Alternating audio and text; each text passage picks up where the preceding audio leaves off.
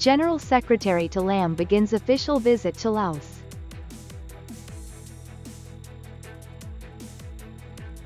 President Donald Trump holds phone talks with Chinese President Xi Jinping.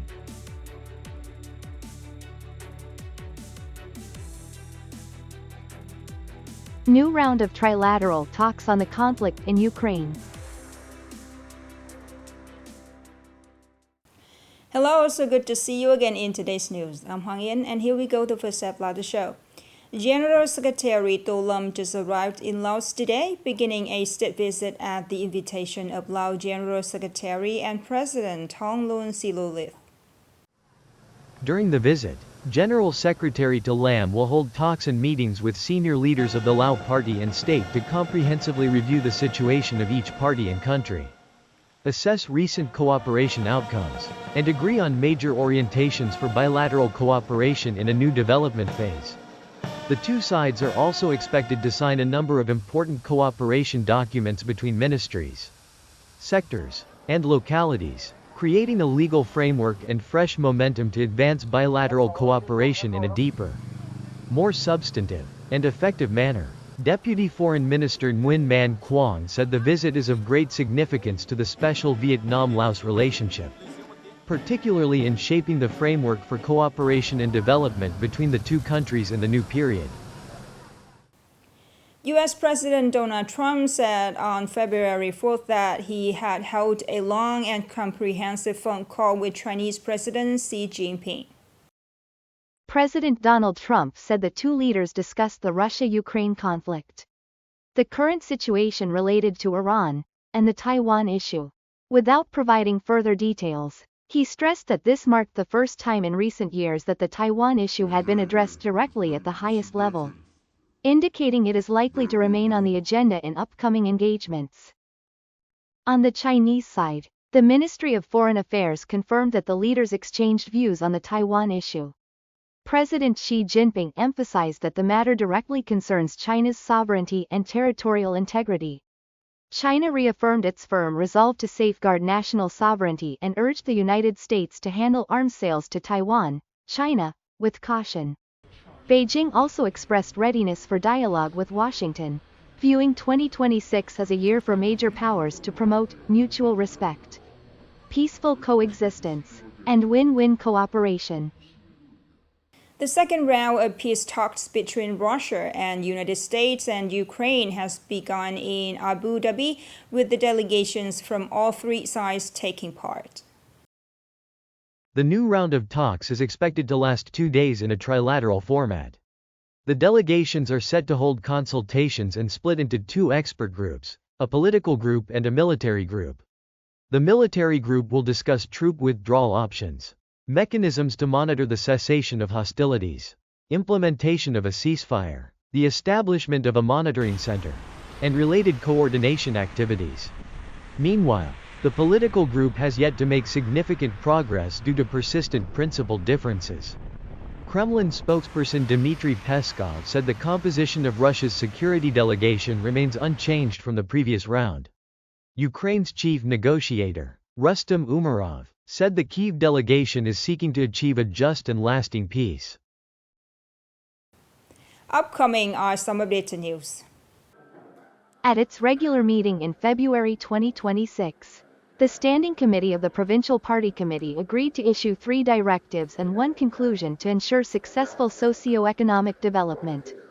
These include a directive strengthening party leadership over land clearance to accelerate project implementation, a directive on consolidating and streamlining provincial and commune-level organizational structures while promoting decentralization to enhance effectiveness, a directive reinforcing leadership and proactive measures to achieve socio-economic development goals, and a conclusion on strengthening oversight of public investment and fully resolving outstanding basic construction debts funded by the state budget. The Tet 2026 shopping landscape is undergoing a clear shift. Many households are proactively setting budgets, prioritizing essential needs, and cutting back on luxury spending. This trend not only eases financial pressure but also brings Tet back to its core, more sustainable values. Consumers are focusing on food, daily necessities, and discounted items, while high-end gift hampers and showy products have lost appeal compared with previous Tet seasons. Early shopping to take advantage of promotions has also become more common, with many consumers comparing prices between supermarkets and e-commerce platforms and placing orders in advance to avoid last-minute spending pressure. According to retailers, the strongest demand is seen for dried foods, frozen products, mass-market confectionery, and moderately priced Tet gift sets, replacing gift baskets worth millions of dong.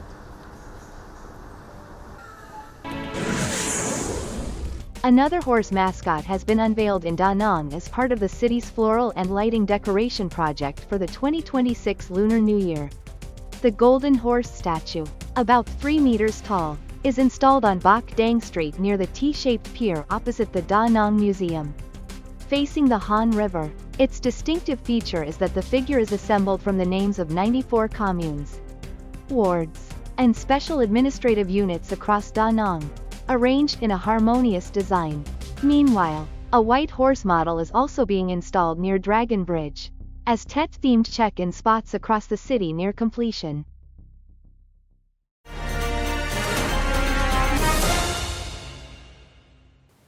In the final days of the year, alongside the bustling pace ahead of the Lunar New Year, society is joining hands to bring an early Tet to the poor in mountainous areas through a range of practical and meaningful programs. More in the story today. In the final days of the year, Nghệ An province has rolled out a range of activities to support Tet for the poor, focusing on mountainous, border, and remote highland areas in former districts such as Kỳ Sơn, Tuong Duong, and Khe Phong, home to ethnic communities including the Hmong, Thai, and Khmer Mu. Local residents expressed their joy and gratitude upon receiving Tet gifts from authorities at various levels. I was deeply moved by the care and support shown through the Tet gifts. Tet gifts for poor and near-poor households are a practical and meaningful gesture, helping residents welcome the Lunar New Year with greater optimism. Party committees, authorities, mass organizations, businesses, and individual donors have coordinated to organize practical support programs, delivering meaningful Tet gifts to disadvantaged households. I hope my small contribution would help residents, especially children, have warmer clothes and more joy as Tet approaches. With the principle of leaving no one behind, local authorities had reviewed beneficiary lists and organized gift distribution to ensure residents can enjoy a more complete Tet. As Tet gifts reach poor households in Nghệ An's highlands, the spring atmosphere is spreading to remote villages. The joint efforts of the entire political system and the community not only help ease hardships ahead of the new year but also foster hope, allowing Tet to arrive earlier and more fully for those still facing difficulties.